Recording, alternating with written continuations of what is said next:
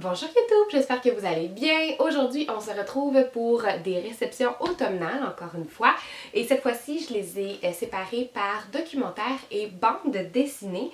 Je sais que d'habitude, vous préférez quand je les sépare, mais comme j'avais seulement 2 bandes dessinées à vous présenter, je trouvais que ça allait faire une trop courte vidéo. Donc, comme d'habitude, je prends toujours un petit 30 secondes pour vous dire que les maisons d'édition m'envoient ces livres-là, mais je n'ai jamais l'obligation d'en parler et c'est vraiment juste par amour pour la littérature jeunesse que je fais des vidéos. Je suis pas payée, je suis pas obligée d'en parler et on ne me dit pas quoi dire non plus. Là, ça c'est bien important pour moi que vous le sachiez. C'est toujours 100% honnête ce que je dis ici. Donc, commençons par les bandes dessinées. T'sais. Nous avons des bandes dessinées de chez Bayard. Je vais commencer ici avec les aventures de l'équipe Pomme, l'affaire tentaculaire. On est dans une bande dessinée, je dirais quand même un peu déjantée, quand même un peu... elle se veut humoristique, elle se veut sarcastique et voilà. Donc on est dans un petit monde un petit peu fabuleux avec des créatures, avec une enquête, comme on peut le voir là avec la couverture. Je trouve que la couverture, elle démontre bien tant l'humour que les personnages et tout. On est dans un format roman de bande dessinée avec une couverture souple et ça, je sais que ça attire beaucoup les élèves. Moi, j'ai par exemple les bandes dessinées de chez Scholastic en format souple. C'est vraiment grandement apprécié chez eux. Puis l'intérieur est vraiment beau, donc vraiment attrayant visuellement. C'est pas surchargé comme bande dessinée. C'est bien séparé. Des fois, on vient jouer à l'extérieur des cases. Donc le graphisme est intéressant. Pour l'histoire, j'avoue que pour moi, on est un petit peu trop déjanté à mon goût. Mais comme je suis en 5e année cette année, je le lisais puis je me disais, je pense que ça va vraiment, tu sais, ça va être parfait pour un public, là, je dirais, là, comme 2e cycle et 5e année, jusqu'à la 5e année environ. Donc, je vais la faire lire par mes élèves, puis je vous tiendrai au courant, dans le fond, là, de leur appréciation à eux. Ensuite, toujours chez Bayard, j'ai demandé, ce ne sont pas des nouveautés de cette saison-ci, mais ce sont des nouveautés, je pense, de 2023 du moins. Le tome 2 et 3 de La légende des Dragontés. J'avais lu le premier, j'avais fait une vidéo sur lui où je disais que il me semble qu'il manquait quelque chose à l'histoire. Je savais pas dans le fond que c'est parce qu'il y avait d'autres tomes. Alors là, j'ai lu les autres tomes. On est dans une bande dessinée où le rythme est très lent, chose que je ne suis pas du tout habituée, surtout on dirait, je sais pas si c'est moi qui... Les bandes dessinées, j'ai l'impression, surtout pour enfants, qu'on est souvent dans un rythme rapide, étant donné que l'histoire va rapidement avec les images et tout. Dans ce cas-ci, on est dans un rythme très lent. Le cœur de l'histoire, c'est vraiment les relations interpersonnelles, c'est la croissance personnelle également des personnages. Ce qui fait que pour moi, ça m'a un petit peu moins rejoint pour ça, parce que j'avais comme hâte qu'il se passe quelque chose, je me disais... Tu sais, comme j'ai terminé les BD, puis j'étais comme, ah, c'est tout. Il me semble que, tu sais, il n'y a pas vraiment d'action tant que ça. Ou quand il y en a, c'est, mettons, une page, puis ensuite on repasse à autre chose, puis on revient revoir chacun des personnages. On est vraiment dans une bande dessinée d'émotion, si je peux le dire comme ça. Et je sais que ça va vraiment plaire aux enfants parce que l'intérieur, les illustrations sont d'une douceur, sont d'une délicatesse. Ça va vraiment avec le style de l'histoire. Donc les illustrations sont vraiment magnifiques, les couleurs utilisées sont belles. Et ce que j'aime par-dessus tout, c'est la diversité qu'on a dans les personnages. Donc oui, on a des personnages qui sont pas humains du tout, mais on a beaucoup de queerness, donc on a des relations homosexuelles, on a des personnages qui se cherchent, on a des personnages dont l'identité est changeante. Alors, je trouve que cet ajout-là est vraiment pertinent. Comme je vous dis, la seule chose qui est pas venu me chercher, c'est parce que c'était un petit peu trop lent à mon goût. Mais ça, c'est vraiment mon goût personnel parce que je sais que ça va vraiment plaire aux enfants. Puis vous me l'aviez dit quand j'avais fait ma vidéo du tome 1, vous me l'aviez dit à quel point c'était populaire là, auprès de vos élèves. Donc, c'était des bandes dessinées de chez Bayard.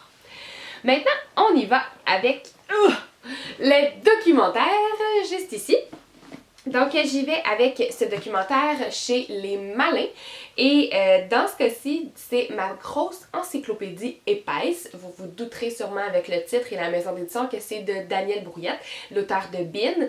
Et ben, le titre le dit, là, c'est vraiment un livre rempli de faits épais.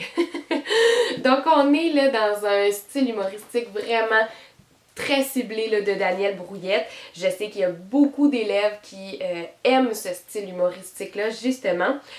Donc là, ici, les 7 mets les plus écœurants les uns que les autres. On parle on parle de moufette. On fait une courte description de la moufette. D'autres mythes sur les moufettes. Comme je vous dis, on a vraiment un aspect assez long sur les moufettes. Top 6 des affaires qui puent le plus. Devient bouché en 2 minutes. Là, j'essaie de vous en dire. Devient moins pied dans le domaine des pieds. Arc, là, on a plein d'images de mycoses, des orteils et tout. Bref, c'est vraiment une encyclopédie épaisse.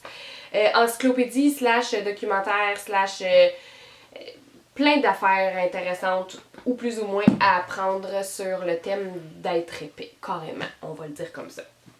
Chez PH Homme, nous avons, donc Petit Homme, PH Homme c'est Petit Homme, Secrets et mystères des océans. C'est tellement un beau documentaire, juste la couverture, elle me plaît. Vous savez, moi, en plus, je suis vraiment fan là, des documentaires, mais quand je l'ai ouvert, ça a tout de suite venu cocher plein de cases là, dans ma liste d'appréciation des documentaires, entre autres par les images qui sont aérées, c'est pas surchargé de texte.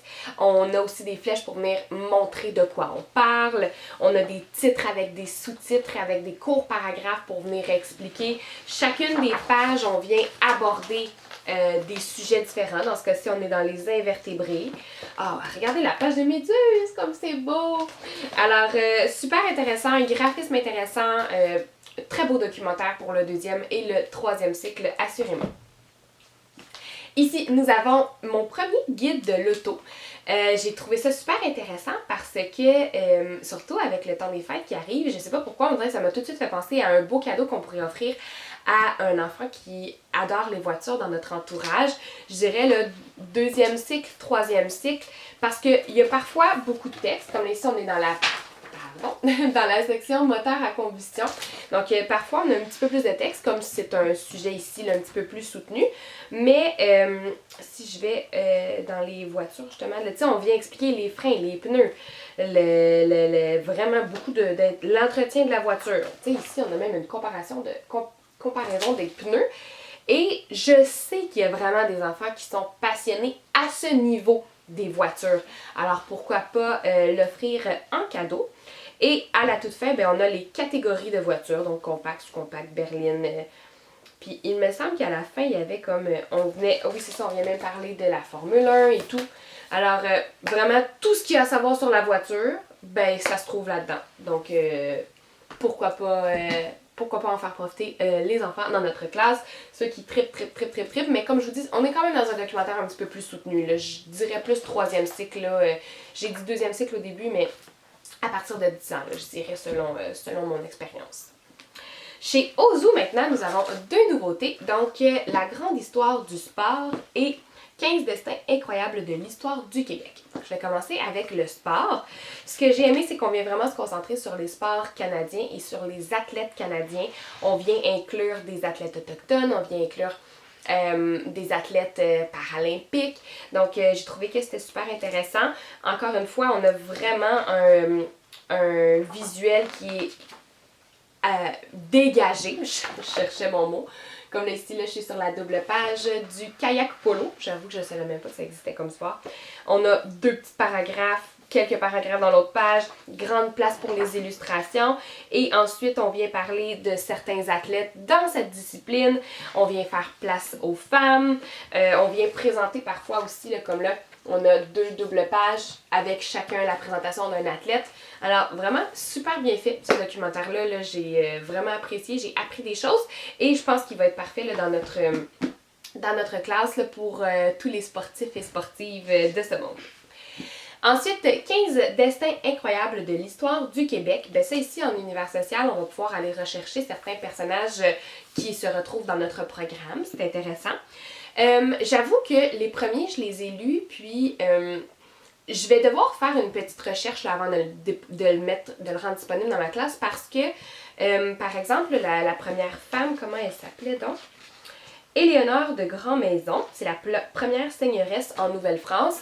On vient la dépeindre vraiment comme une femme qui qui avait le cœur sur la main, qui était généreuse et qui a tout fait en sorte pour aider donc les Premières Nations qui vivaient avant. Chose que j'étais contente parce que dans la façon dont c'était écrit, on n'a jamais dit que les Européens ont découvert l'Amérique, par exemple. Ça, c'est vraiment comme une phrase à éviter dans tout ce qui est historique au Canada.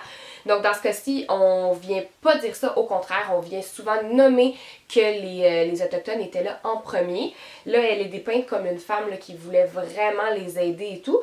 Je vais devoir aller faire des recherches du côté autochtone. C'est quoi la vision de cette femme-là? Parce qu'évidemment, ben, c'est un documentaire qui a été écrit là, par une femme blanche.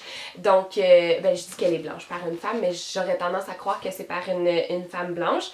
Donc, des fois, on a une vision qui est un petit peu altérée par ça.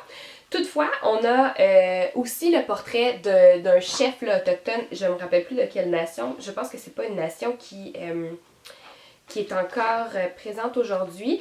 On vient parler comme quoi, un moment donné, il y a eu énormément de maladies et de morts chez les Autochtones, mais on vient pas nommer en fait que ça a été une tentative de génocide par les Blancs, donc qui avait apporté, là, si vous en souvenez, qui avait apporté là, des couvertures qui étaient remplies de... Je me rappelle plus c'est quoi la maladie, là, mais comme une bactérie vraiment dangereuse, dont évidemment les Autochtones n'avaient jamais eu à faire face. Alors ça a décimé une grande portion de la population, mais ça a été comme tu cette information. Mais on a quand même dit qu'il y avait beaucoup d'Autochtones qui étaient décédés, mais on n'a pas nécessairement dit comment. Alors il y a cette partie-là ici là, que je vais devoir aller juste me renseigner un petit peu là, pour aller voir quand on fait mention des Autochtones, est-ce que c'est réellement la même vision de ce que les Premières Nations ont de ces personnes? Mais en tant que tel, c'est pertinent. Je suis allée lire aussi, évidemment, là, je ne les ai pas tous lus, là, mais je suis allée lire ceux qui m'intéressaient, dont Oscar Peterson. Je suis bien contente qu'il ait été ajouté étant le pianiste qui a vraiment mis le Montréal sur la map du blues et du jazz, mais on vient pas nécessairement tout dire ce que j'aurais pensé de lui, on vient pas parler comme quoi il y a eu un accident, qu'il y a eu une maladie pulmonaire qui a fait en sorte qu'il pouvait plus faire sa trompette. Ça m'a quand même étonnée parce que c'est quand même un élément intéressant là, dans sa vie. Donc voilà, je suis comme un petit peu mitigée, là, vous l'entendez un petit peu dans ma voix, mais je vais aller me renseigner, puis généralement au Québec, on se désir et ses valeurs de bien faire les choses. Alors, je veux pas non plus tout de suite là, comme aller à la guerre. Pas à la guerre, mais je veux dire, je veux pas tout de suite là, dire que c'est pas correct, pas du tout, mais je veux juste aller m'assurer, dans le fond, que tout est correct et que toutes les paroles, qu'il n'y a rien qui sera offensant pour les Premières Nations.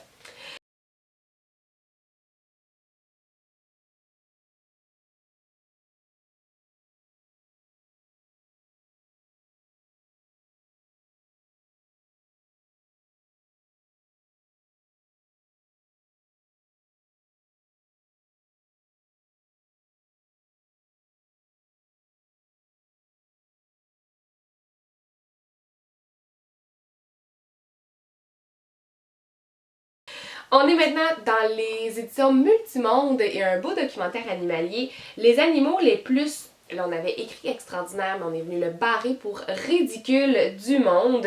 C'est vraiment le genre de documentaire que les enfants aiment. Regardez la page de garde comme c'est beau. Et on vient d'écrire avec chaque page un animal qui est ridicule, qui est aussi un peu quand même extraordinaire, là, mais qui est surtout ridicule, puis on vient dire pourquoi. On a plein de petits paragraphes avec des... Ben pas des paragraphes, mais de plein d'éléments avec des flèches qui vont venir le décrire plus en profondeur, mais c'est quand même toujours humoristique, là, comme là ici le cacatoès noir. Ben là il vient parler, le musicien de père en fils.